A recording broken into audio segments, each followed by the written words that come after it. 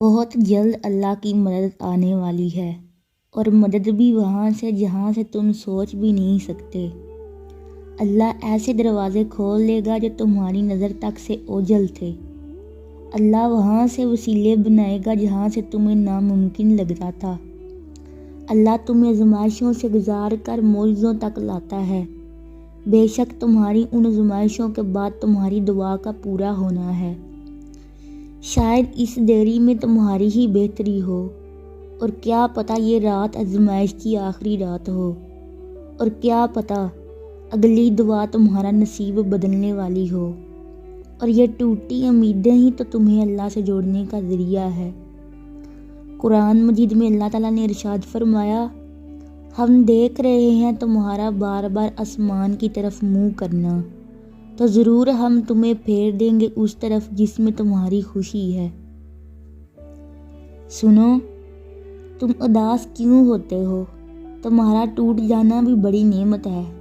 صبر کی خاموشی کا شور صرف اللہ جانتا ہے۔ وہ سب دیکھ رہا ہے، وہ البصیر ہے، وہ سب سن رہا ہے، وہ السمیع ہے۔ اللہ کی محبت اور انسان کی محبت میں بڑا فرق ہے۔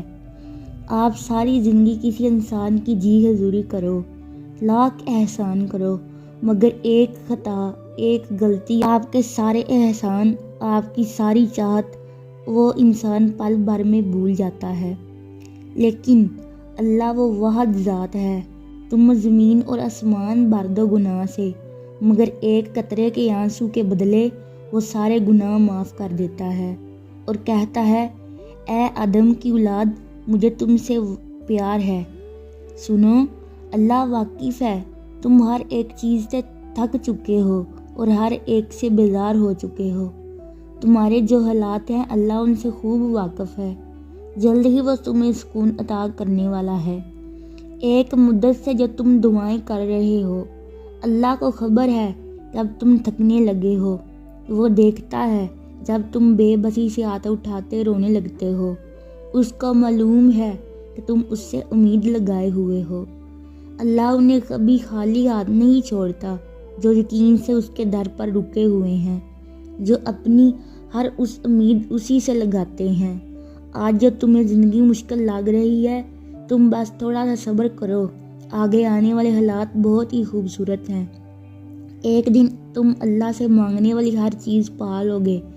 تمہاری تڑپ، تمہاری دعائیں تمہیں خالی ہاتھ نہیں رہنے دیں گی۔ تم نے جو مانگا ہے اس سے بڑھ کر پاؤ گے انشاءاللہ۔ اگر ویڈیو اچھی لگی ہو تو چینل کو سبسکرائب کریں اور ویڈیو کو دوسروں کے ساتھ شیئر کریں۔ جزاک اللہ خیرہ۔